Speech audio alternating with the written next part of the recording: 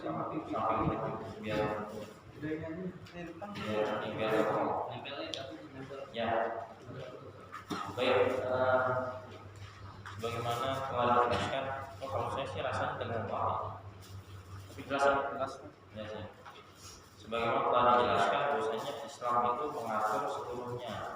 Ingat, bukan cuma sholat doang, tapi juga muamalah kita jual beli. Ketika seorang bermuamalah dengan hukum yang betul, insya Allah jual belinya berkah. Jadi kan ada hadisnya, ayatnya nama lebih tawadin. Jual beli itu asasnya adalah tawadin. Tawadin ini saling ridho, ya. Saling ridho, ya. Nah, maka kita perlu belajar hukum-hukumnya biar tidak terjadi kesalahan, kecurangan dan sebagainya. Pada pembahasan sebelumnya kita membahas apa ya? Ingat ya? Tentang jual beli. Salam. Akad belum salam ya. Sebelum riba, ya. Ada macam-macam jual beli. Riba ada riba. Belum kan? Rasanya belum. Ada ya riba. Riba, ya. Dibaca dulu riba, riba. Silakan.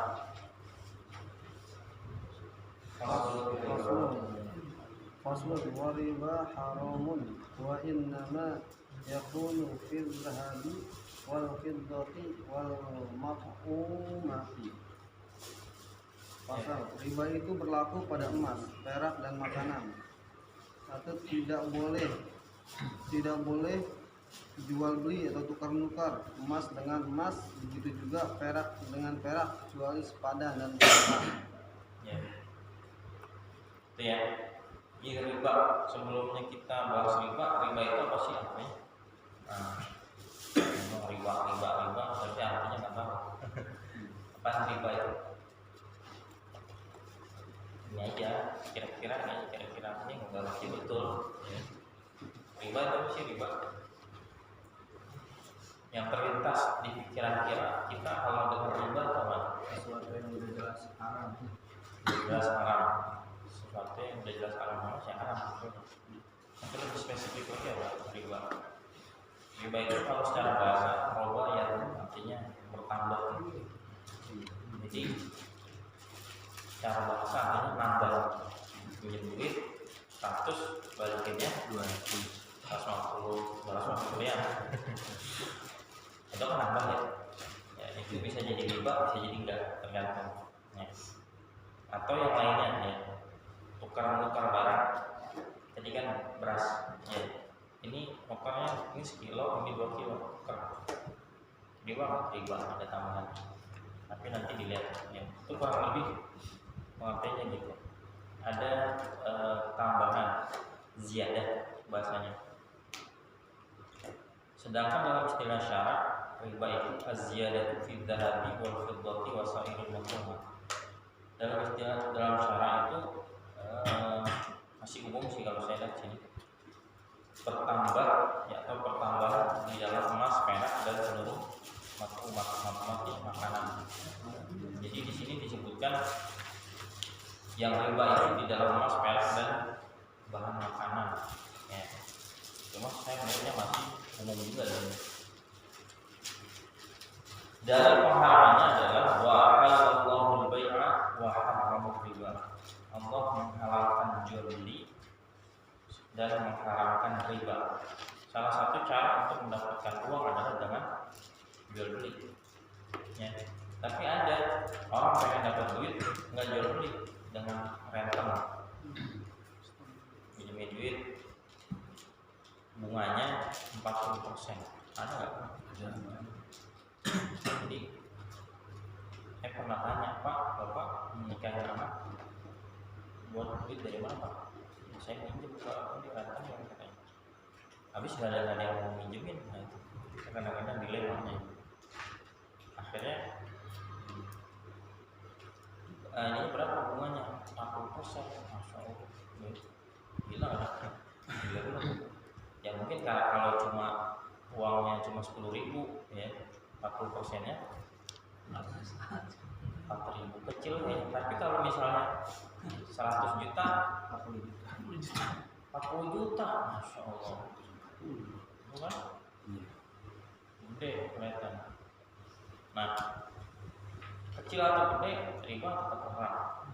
Jadi kadang-kadang saya mikir begini, jadi kayak dilema gitu ya. Dia mau minjem pasti nggak ada yang minjemin, orang nggak ada yang minjemin, akhirnya apa? Akhirnya dia mau nggak mau akhirnya minjem pada renter. Ya mau gimana lagi, nggak ada yang minjemin saya. Terus masalahnya orang tuh kalau minjem ya, yang orang tuh gak suka dia minjem balikinnya lama, lupa datang, punya duit tapi nggak mau bayar gitu, pakai buat apa gitu. Akhirnya orang nggak mau minjemin, akhirnya apa? Ya udah dia ujung-ujungnya kerenten. Maka sebaiknya adab yang terbaik orang berhutang itu ya jangan lama-lama gitu ya. Seandainya lama-lama dilebihkan, tapi jangan dijanjiin ya. Ntar saya balikin lebih, nggak usah begitu, nanti itu jadi riba ya. Jadi biar orang tuh senang minjemin, caranya gimana? Membaliknya ada lebih, tapi nggak usah dijanjiin. Sekarang orang minjemin malas, kenapa? Balikinnya lama, udah gitu marah-marah. Marah-marah. Iya, gitu kan? Lagi susah. Lagi susah, udah gitu nggak tahu terima kasih gitu ya. Padahal kalau pinjam di bank terlambat tiap hari kadang-kadang nggak gitu ya. Harusnya tahu diri gitu. Nah itu sebenarnya sih orang yang minjemin ya enggak ini sih, enggak menuntut begitu. Cuma ya yang meminjam harusnya tahu diri gitu. Seandainya dia terprosok ke dalam riba, repot gitu ya. Jadi orang yang meminjamkan itu sebetulnya udah berbaik hati. Kita apa namanya? Kalau orang kembaliin tepat waktu kan senang ya, udah pasti. Dia kalau minjem dia kembaliin cepat. Akhirnya apa ya udah pinjemin aja gitu. Apalagi kalau dikasih lebih gitu, senang banget. Ini silakan ya.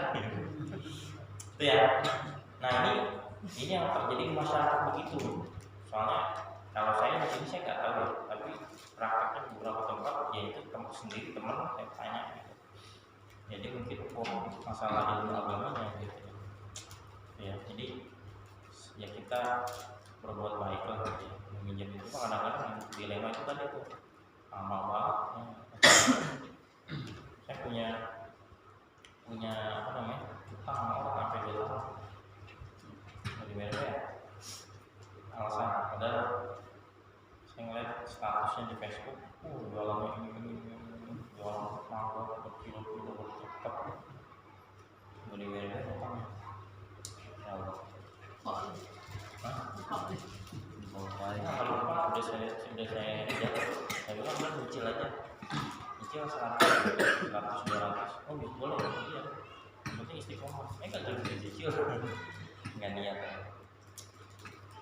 ya, curhat hatinya ya. Nah di sini wala yang sebaik dahari. Di sini riba itu 3 ya. Riba itu di dalam emas, perak dan maklumat makanan. Cuma nanti ini meluas emas itu kepada tidak hanya emas, karena kita sekarang jarang pakai emas, betul nggak? Ada orang transaksi pakai emas jarang ya.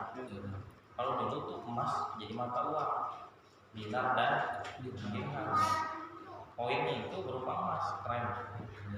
Sekarang kayak betul itu. Ya. Di sini maka wala yajizu bai'ud dhahabi bid dhahabi wal fiddati bil fiddati illa mutamathilan naqdan.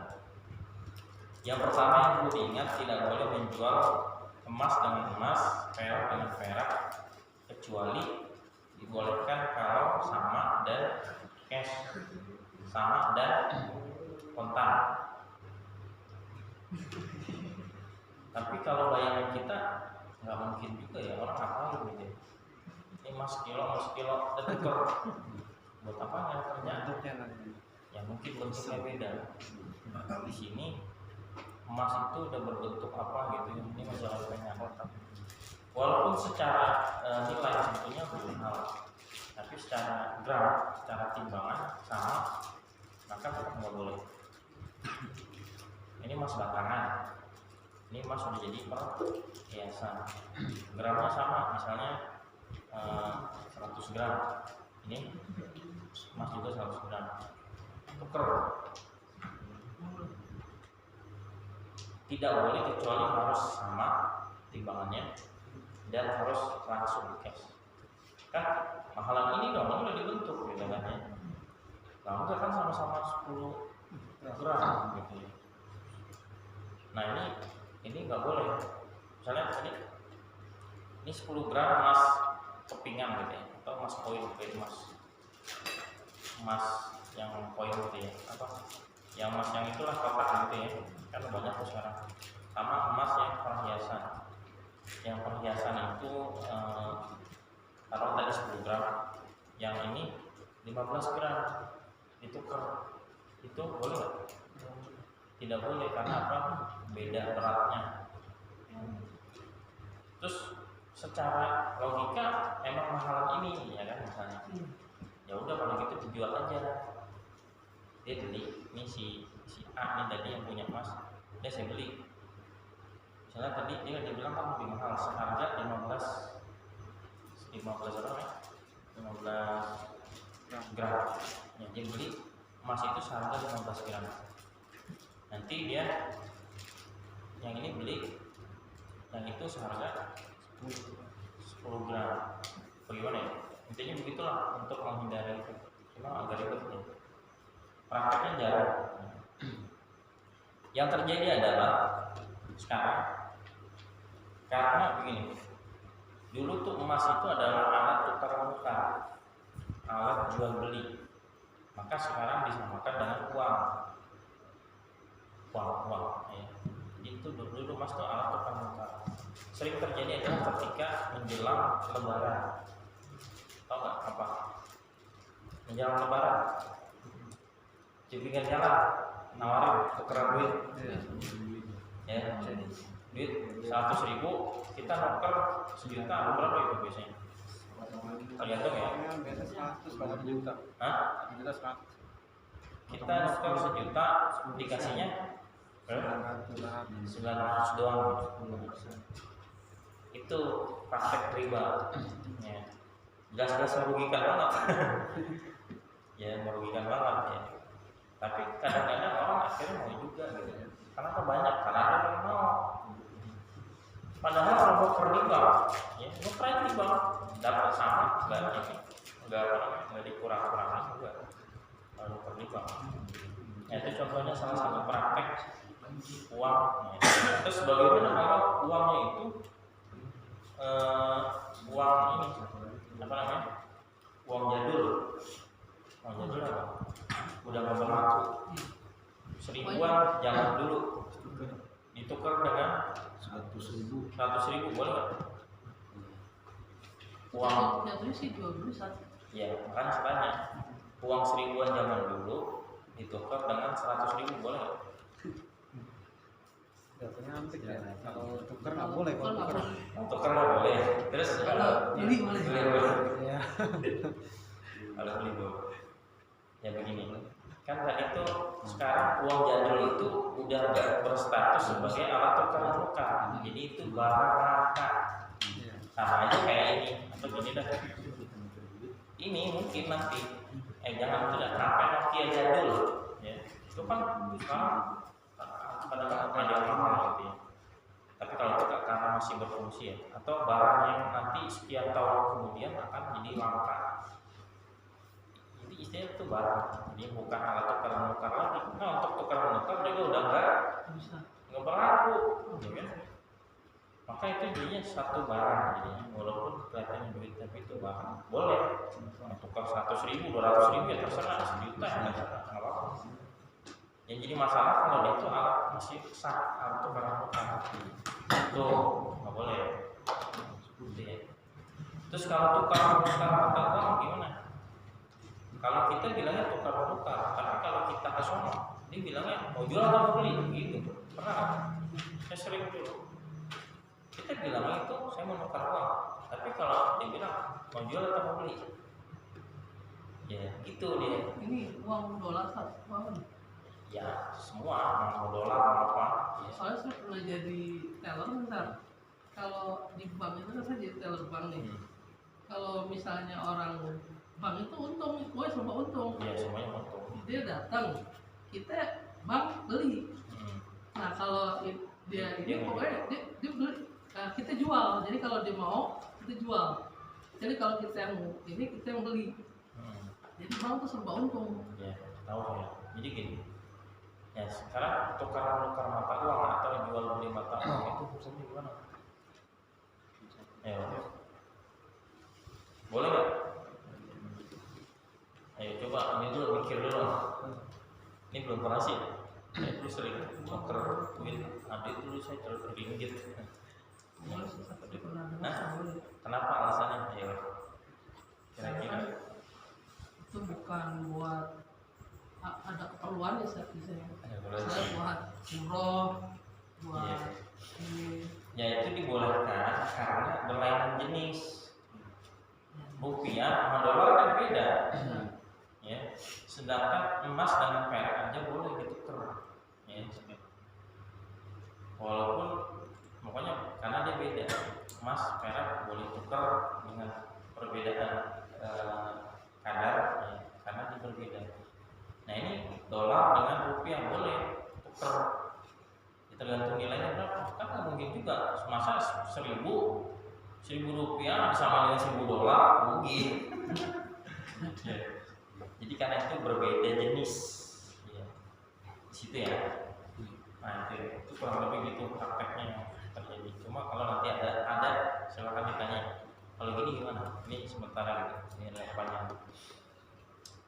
Kemudian itu tadi syaratnya kalau misal terjadi itu maka dia harus mutamathilan naqdan, harus sama dan cash, sama dan cash. Ini sukanya itu yang jadi kita pikir ngapain kalau sama ditukar gitu ya, harus kontak.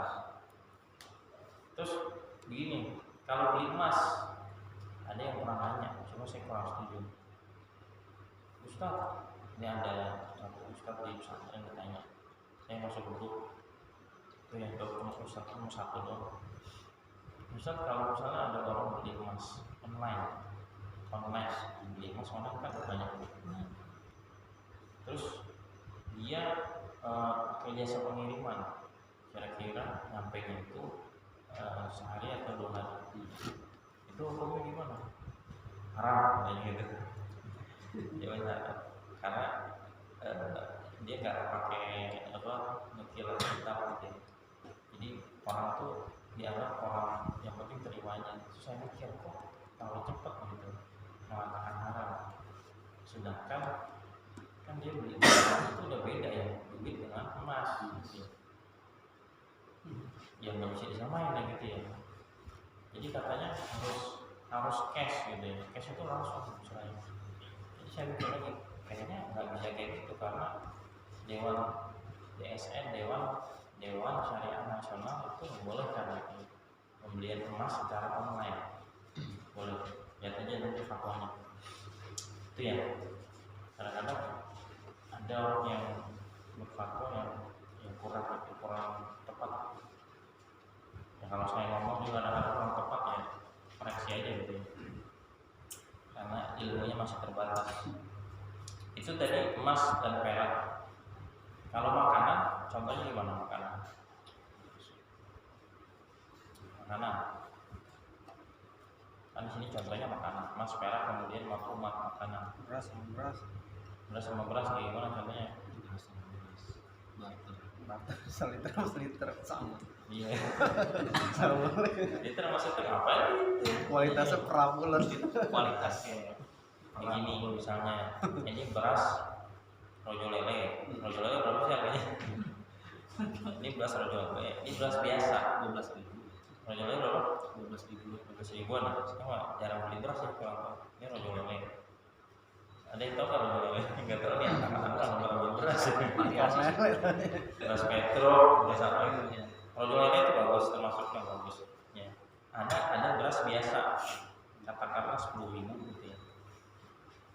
Nah misalnya dia nuker beras biasa 1 liter kurang dikit atau katakanlah 8 on gitu ya, 8 on.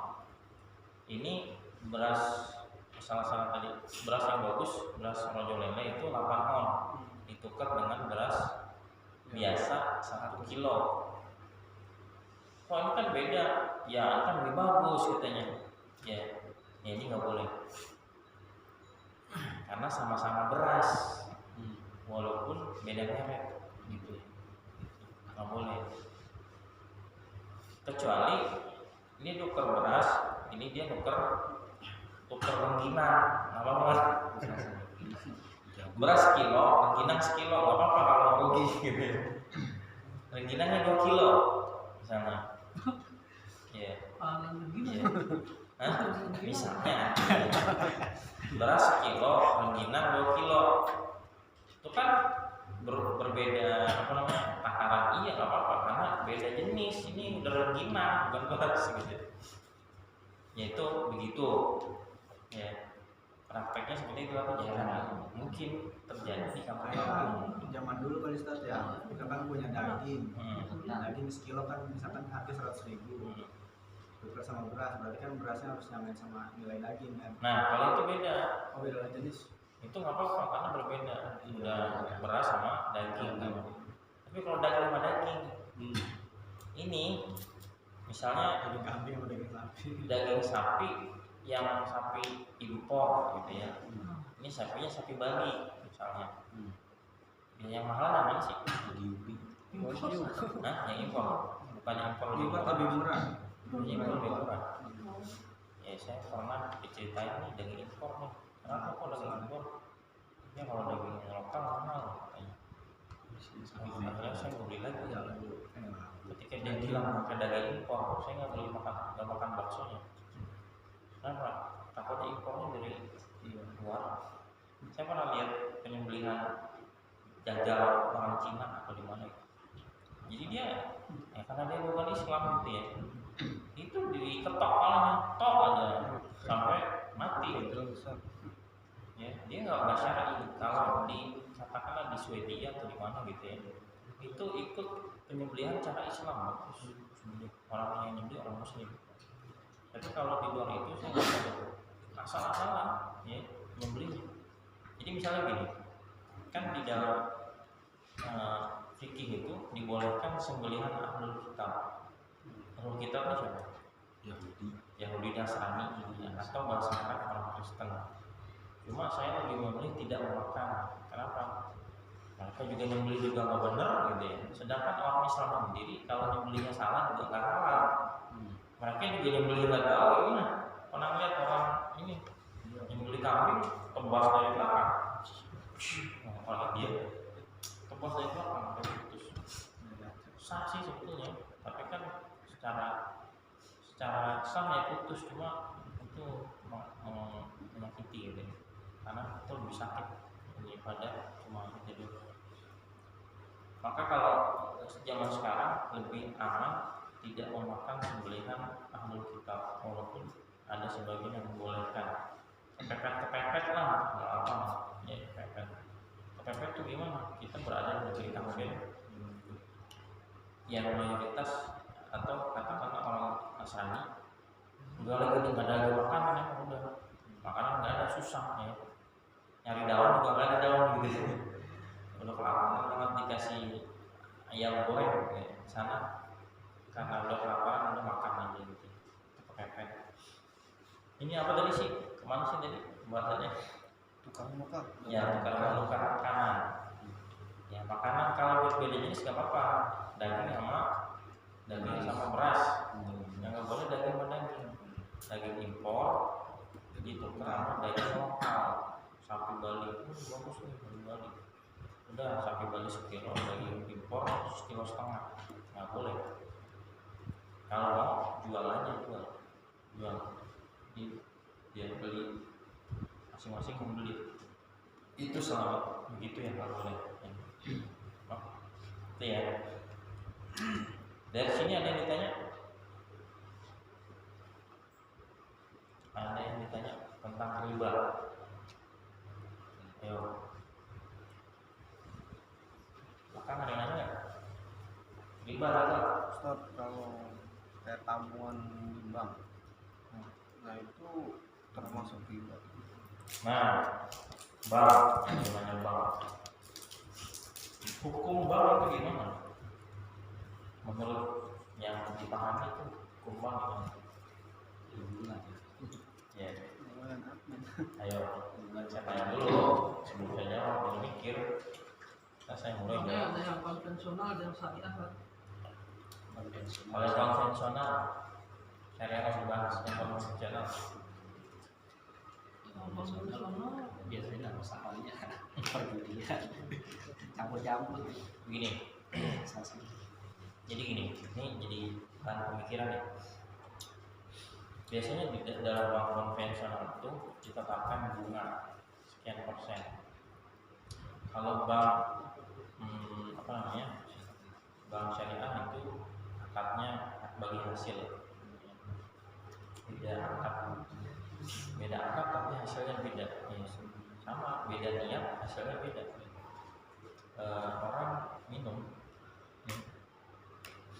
minum di siang hari bulan Ramadan, niatnya mau minum, batal.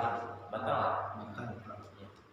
Terus dia minum di siang hari bulan Ramadan, nggak ada yang membatalkan karena lupa gitu ya, habis lari semua batal nggak? Karena dia lupa, nggak niat untuk minum membatalkan, nggak batal. Berbeda niat, berbeda hukum. Itu ya. Nah, sama. Kayaknya sebetulnya sama aja ya. Sama-sama minjem duit, tapi karena berbeda transaksinya, maka jadilah hukumnya berbeda. Nah, gini. Ini jadi mikir ya. Transaksi di bank dengan bunga itu sebagian ada yang membolehkan. Nah, itu sama juga ya. Yang kebanyakan adalah melarang. Begini ilustrasinya gitu. Saya minjem duit, pinjam saya si A minjem duit 100.000 minjem duit di tahun berapa? Tahun 1999. 100.000. Kembalian duit tahun 2020 100.000. Kira-kira duit itu berkurang nggak nilainya? Tahun 1999 100.000 itu udah berapa lama? Gede kurang. Gede ya? Kalau sekarang Kecil. nah, sehingga karena ada tempo itulah maka bunga dibolehkan. Hanya yang mengatakan boleh. Gua rugi loh, masih pinjam duit udah bertahun-tahun dikasih kayak gini, berkurang namanya. Sehingga mereka katakan itu boleh dengan disebutkan bergesernya waktu. Cuma kan gila kalau bunga, ya kan? Keterlaluan. Kalau sekedarnya aja kita mentolerir lah gitu. Kalau sekedarnya aja nggak apa-apa. Nah, sebetulnya praktek itu yang tadi itu kan disebut riba gitu ya. Minjem disyaratkan ada tambahan bunga itu nggak boleh, sedikit atau banyak nggak boleh. Cuma kita kalau kita tidak meminjam di bank ya sepatutnya tahu diri lah gitu ya. Sudah minjem untuk bertahun-tahun ya kan, harusnya duit itu dipakai buat usaha, modal dan sebagainya berkembang. Ini ngetem di dia gitu ya.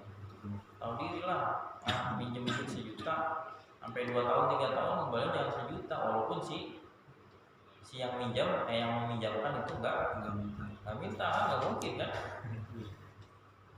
Karena pada dasarnya itu tadi itu uang itu akan mengurangi penurunan nilai mata uang, ya kan?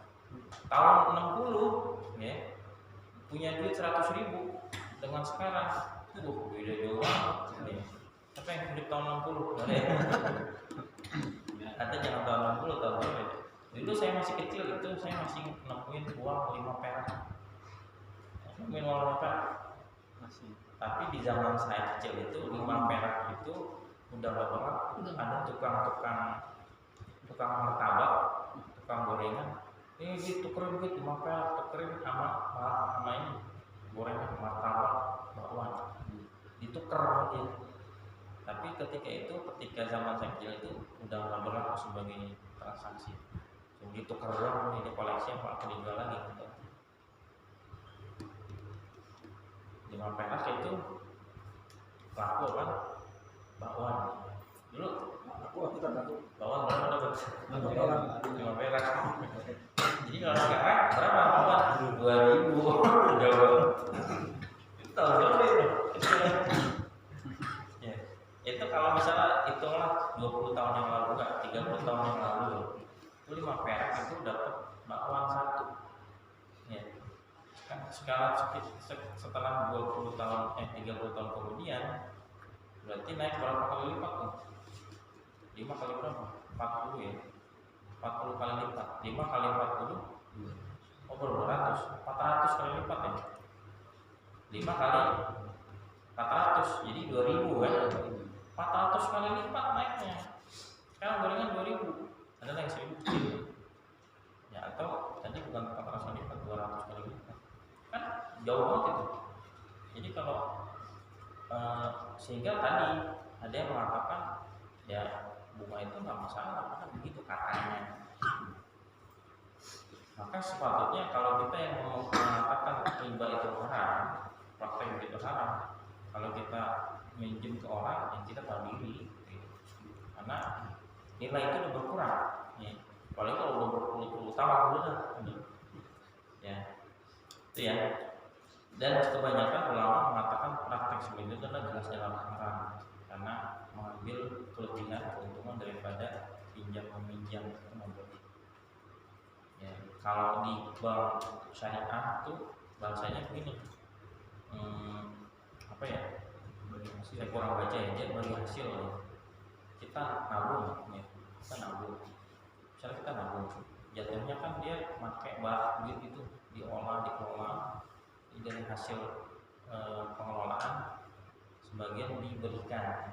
Kalau bahasanya kalau dalam konvensional itu bunga, tapi kalau dalam bank syariah bagi hasil biasanya beda nama sebenarnya. Tapi ya beda hukum juga status. Ya, makanya kalau menabung baca dulu tuh. Itu ya kurang lebih begitu tuh bang. Apa sih tadi tanyanya? Di bang.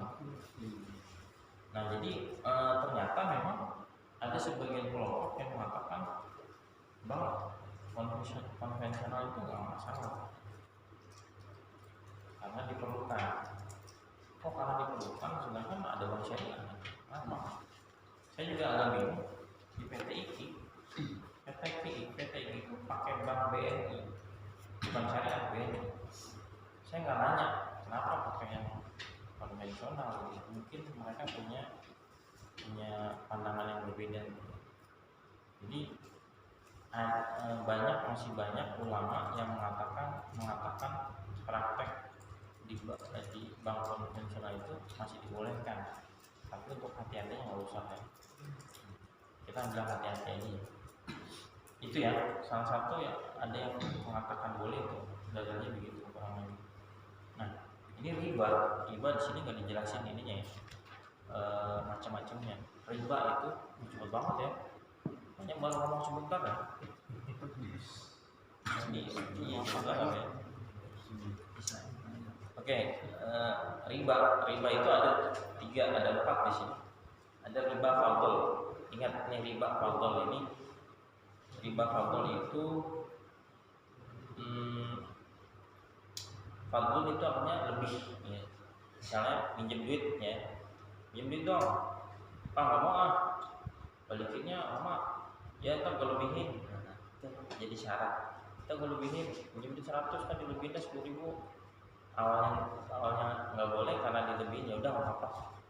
Disebutkan di awal itu menjadi syarat, ya, maka itu nggak boleh riba.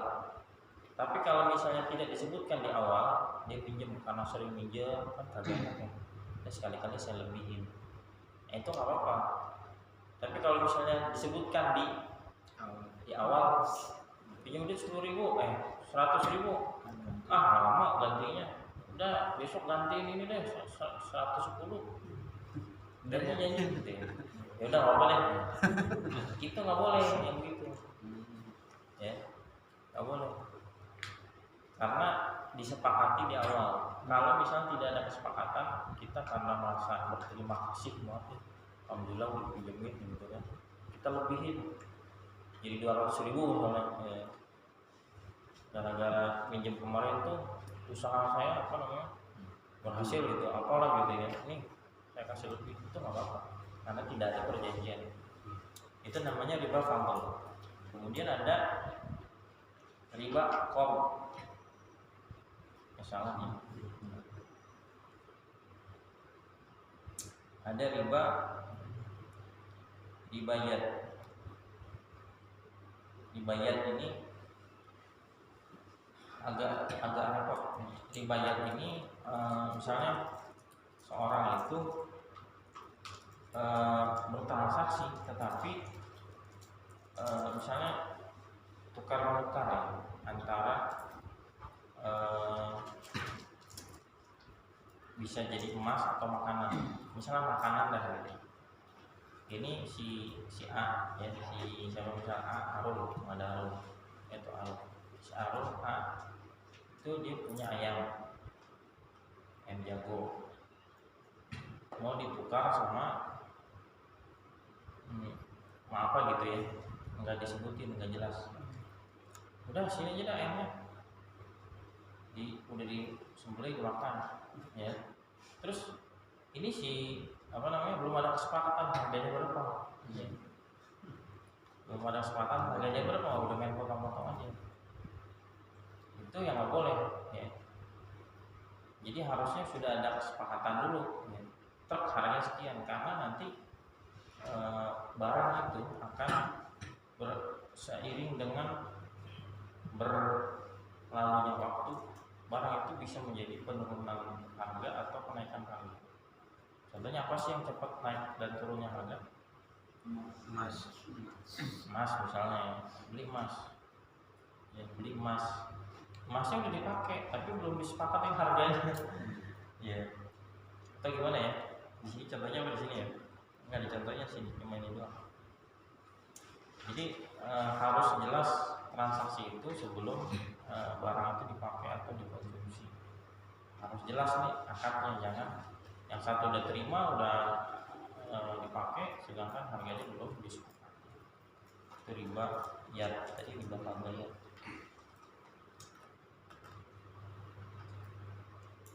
Oh tadi kalau riba fadl itu barang ribawi. Kalau riba qard ini utang, tadi salah nih. Kalau barang ribawi itu berarti emas tadi yang contoh yang pertama ya. Ini emas bukan 2 kilo beriman. Emas tadi 100 gram bentuknya perhiasan dengan emas 150 gram yang lempengan, itu riba fadl. Tapi yang tadi utang itu namanya riba qard ya, qard. Utang qard itu utang, karena dia mengambil untung dari utang, itu nggak boleh ya. Kalau ada yang mengatakan boleh dengan alasan tadi, ya kita sebaiknya cari aman aja dah gitu. Itu ya. Ada lagi tanya tentang riba. Riba itu termasuk dosa besar. Nah, nanti kita belajar bab kabair. Ada hadisnya yang melaknat, di sini nggak ada sini. Jadi orang yang riba itu dilaknat. Di sini ada. La'anallahu akilah riba wa wakilahu wa syahidahu wa katibahu. Allah melaknat pemakan riba, orang yang mewakilinya jadi wakil ya, syahidnya, saksinya, dan katibnya yang tukang nulisnya. Kalau jadi orang yang bertransaksi, yang makan ribanya itu, yang mewakilnya, saksinya, dan juga yang nulisnya kena semua. Jadi pokoknya yang yang ada hubungannya sama riba aman. Ya. Sekarang kalau kita menganggap bank konvensional itu riba, gitu ya. Banyak praktek riba, berarti menjaga atau satpamnya kan? Nah juga. Pekerjaannya berbeda. Jadi penasaran. Sebetulnya hampir kita ini walaupun kita enggak secara langsung makan harta riba, tapi kita kena imbasnya riba. Kata guru saya, debu-debunya riba hanya kena. Kenapa? Kita ini beli baju. Baju itu pengusaha untuk usaha ada yang minjem dulu di bank dengan bunga sekian. Dijual kepada kita. Ini kan hasil dari riba, ya kan? Itu apa namanya debu-debunya riba. Zaman sekarang kata Gus Baha, sesuatu yang paling halal zaman sekarang itu apa? Tahu nggak? Barang yang paling halal zaman sekarang yang nggak ada unsur riba sama sekali. Ini walaupun dibelinya pakai di sini, ini perusahaan minjem sama bank. Ini kita walaupun ini nggak tahu ini perusahaan mungkin dia bank. Yang percetakan riba. Sekarang barang yang paling halal yang sekarang ada nih apa coba? Apa? Beras. Cangkulnya, traktornya. Apa coba? Ada nggak? Ada. Air hujan yang turun dari langit langsung diminum. Nggak usah ditadangin. Tadangin pakai tangan. Kalau tadangin pakai gelas, bagus. Jadi yang paling apa namanya? Paling jelas-jelas halalnya itu yang sekarang itu air hujan yang turun langsung diminum. Itu yang paling asli. Makanya zaman sekarang itu ya agak susah gitu ya. Agak susah, makanya jadi wali itu agak susah ya sekarang karena kebanyakan makan barang yang subhat. Walaupun kita nggak subhat karena debu-debu subhat, debu-debu riba. Berarti termasuk KPR rumah itu saja, kredit rumah. Nah kalau prakteknya nggak syar'i ya, tetap nanti harus dijabarin tuh. Saya udah pernah baca, cuma saya prakteknya. Oh gini contoh nih yang sering nih, racing. Kendaraan. Prakteknya gimana sih kalau orang motor coba gimana? Misalnya gimana contohnya? Yang udah pernah beli di Itu membeli cash. dealer, Harga cash sama harga kreditnya beda kalau di leasing. Gak apa-apa. Sekarang yang kredit, Nah, misalkan DP 2 juta, angsuran kan 1.200.000, bayar selama 12 bulan. Kadang tuh selisihnya kalau makin cepat itu bayarnya ke leasing. leasing bukan ke bank ya. Kalau bayarnya ke leasing nggak apa-apa. Oh begini, saya jual nih barang ini ya. Misalnya ini apalah gitu ya, barang berharga lah. Taruhlah ini speaker gitu ya, bentuknya kayak botol gitu. Wah mantap nih, ini harganya 100.000 ya, cash 100.000. Tapi kalau di apa namanya, kalau kredit jadi 120.000, bayar 3 kali, berarti 40. Boleh nggak? Boleh asalkan dia milih, ya udah saya kredit aja. Oh boleh, dia akadnya jelas dan dia milih akad.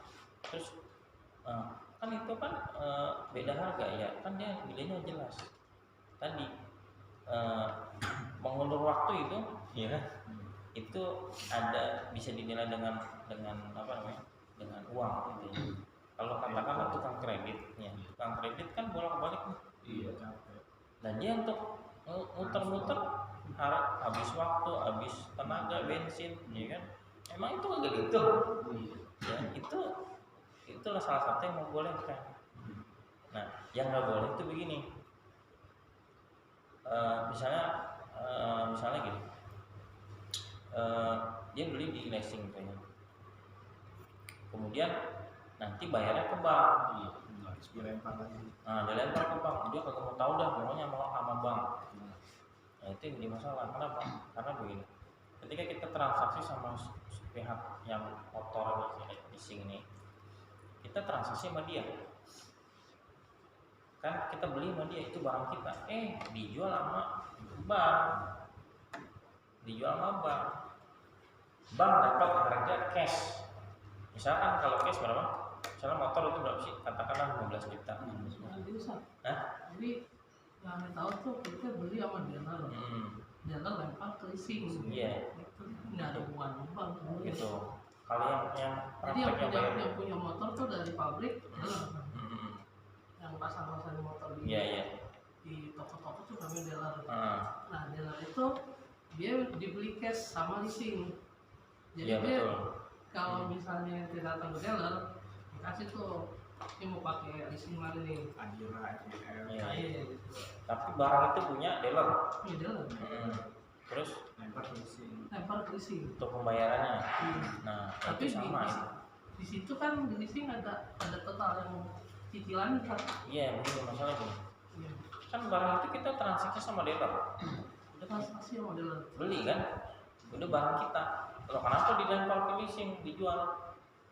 Dia jual cash, dia beli cash, dia buat murah. Kalau di dealer adanya cash. Iya. Kalau mau kredit pakainya leasing. Leasing.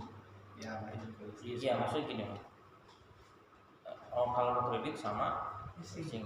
Kita transaksi sama leasing dari awal, akadnya sama leasing kalau mau kredit. Dealer tuh perantara doang. Oh gitu. Kalau mau kredit sama leasing Iya. dari awal. Dari awal. Oh gitu. Dari awal dia udah ngasih brosur. Oh kalau memang dari awal ini, memang dari awal sudah begitu, ya. Dan transaksinya sama dia, nggak ada pihak yang lain, itu nggak apa. Berarti nggak masalah. Nggak apa. Yang jadi masalah begini, Dilempar lagi. dilempar ke yang lain. Biar kan begini, contohnya gini aja deh. Si Fulan nih punya toko, ya. Punya toko, dia tadi jual misalnya motor 15 juta cash. Kalau kredit itu jadi hitung dia angsuran sini sampai dia jadi 20 juta. Akhirnya dia transaksi sama si toko Fulan ini, jadi saya yang kredit aja. Kalau itu kan tadi 20 juta. Dia ini nggak mau lama-lama, udah lempar aja, ente bayar ke dia aja. Ya si dia ini bayar cash ke dia. Dia berarti dapat untung berapa? 5 juta. Nah, ini nggak boleh karena barang udah dibeli, kok dijual ke sini.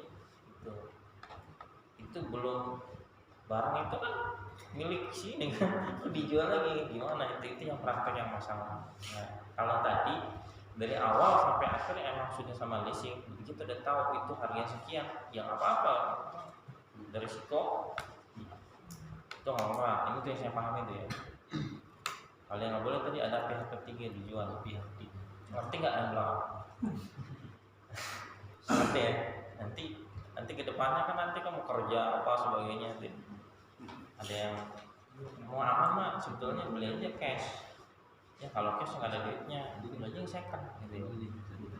Saya selama sekarang dari dulu sampai sekarang saya nggak pernah beli kredit cash terus. Pengen beli cash motor nggak punya duit, nggak cukup. Ada saudara nih bayarin 3 juta. Itu motor yang itu 3 juta itu aja berapa? Kalau hidup itu jangan ngikutin gaya, tapi ngikutin kebutuhan aja kan. Ngikutin gaya, mati gaya maksudnya. Nanti cuma gara-gara ikut gaya kita malah susah.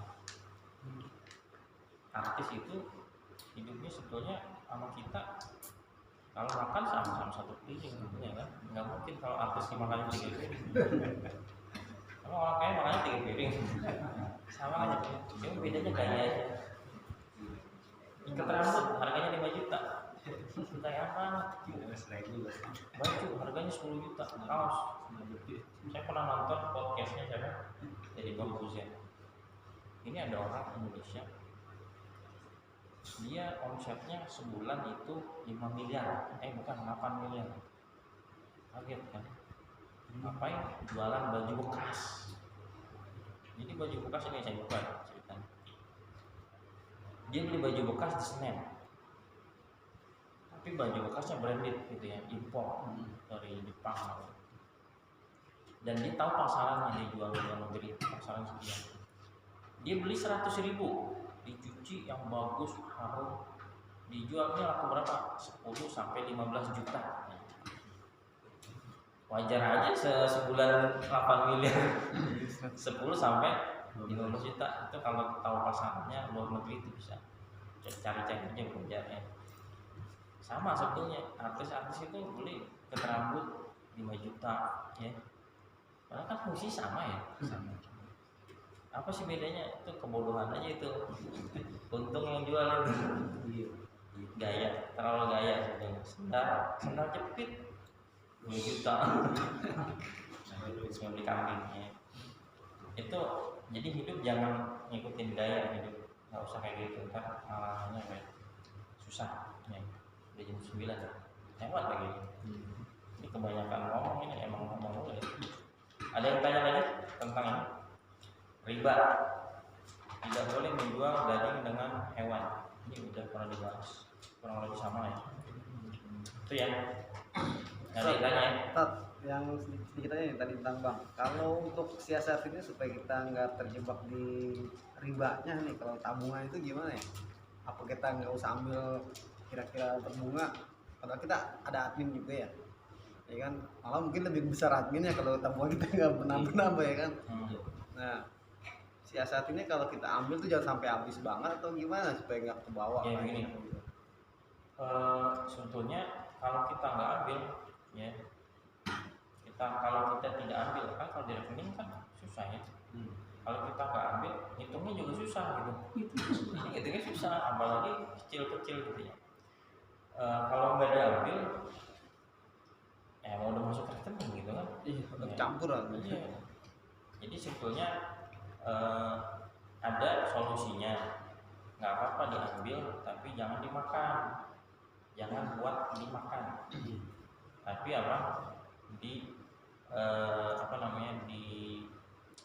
digunakan untuk kepentingan umum. Misalnya ada orang beli tong sampah buat perbaikan jalan, jangan buat dipakai sama dimakan. Kita hitung ini, kita nabung di bank konvensional ini setiap bulan bunganya sekian, walaupun 2.000 ya. Walaupun 2.000, adminnya lebih gede itu kan dia punya urusan, ya kan dia upahnya dia lah ya. Bunganya dapat sekian itu dihitungin aja, ntar disedekahin ya buat orang. Tapi jangan sama orang itu lah, kasihan ya. Apalah gitu ya, jarang susah ya sekarang. Udah dibeliin aja tong sampah buat situ, ya kan nggak dipakai ya. Itu salah satu siasat ya. Nah kalau nggak diambil udah masuk rekening juga. Atau ini Pak, ini bunganya saya nggak terima, diambil sama dia terimakan, sama aja gitu ya. Jadi salah satu siasatnya begitu dibelikan sesuatu yang untuk kepentingan umum selalu berpahala. Oke, kalau nabungnya cuma 5 juta, 10 juta, tapi kalau 100 juta baru dapat ini jual tanah ya sampai 1 miliar, itu gimana? Mau bingung, ini ditabung dulu. Sebulan udah banyak banget nih bunganya, ya itu kan, banyak banget bunganya. Nah itu baru berasa, itu baru bisa diambil tuh. Itu diambil, ya tadi tuh solusinya dibelikan atau kita beliin sendiri lah ya. Semuanya ini buat peralatan ini nih kerja bakti. Nah, beli golok buat nyembelih ya nggak apa-apa kan kita alatnya. Ini ntar buat Idul Adha pasang terpal dan sebagainya nggak apa-apa, karena bukan buat sholat, bukan dipakai ya. Atau alat kebersihan ya untuk umum itu nggak apa-apa. Allah alam seperti itu kurang lebih. Ini nggak ada yang nanya nih di belakang, belum ada gambaran ya riba ya gimana? Ntar kalau udah itu, kalau udah mulai dagang, mulai bisnis, mulai kerja itu baru mikir. Karena mikirnya anak muda makan, belajar, main, nongkrong, ya. Nikmatin aja dah masa muda. Katanya kalau anak kecil itu kadang-kadang melihat orang dewasa, enak saya orang dewasa. apa aja bisa. Terus kalau kita bilangnya anak kecil main dua aja makan tidur udah nggak kira nggak bisa banget. coba mikir ya, kita ada plus minusnya lah. Kadang-kadang yang tadi yang masih ini kok disuruh-suruh dulu anak buah orang tua gitu ya. Terus udah gede wah enak banget bocah main doang kerjanya nongkrong pulang-pulang makan minta duit nggak dikasih ngambek begitu. Ya nanti ada masanya lah ya. Jadi sekarang nikmatin aja masa mudanya ya, tapi yang positif ya. Nanti udah gede ya mau baru ngerasain itu ya. Wassalamualaikum warahmatullahi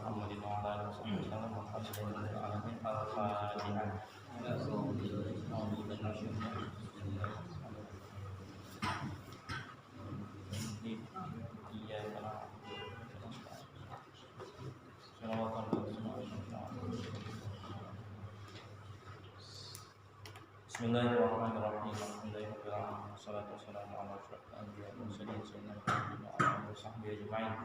Allahumma anfa'na bima 'allamtana wa 'allimna ma yanfa'una wa zidna 'ilma.